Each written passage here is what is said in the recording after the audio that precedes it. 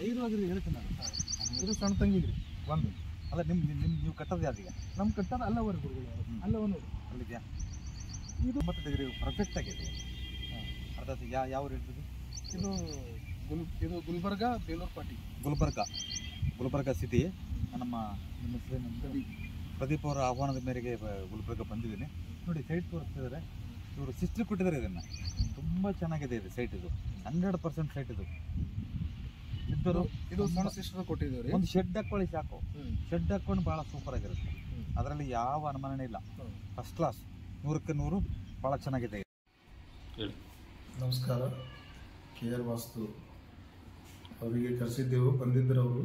ನಾವು ಗುಲ್ಬರ್ಗ ರಾಮನಗರ ಬಡಾವಣೆ ನಮ್ಮ ಸೈಟ್ಗಳು ತೋರಿಸಿದ್ದೀವಿ.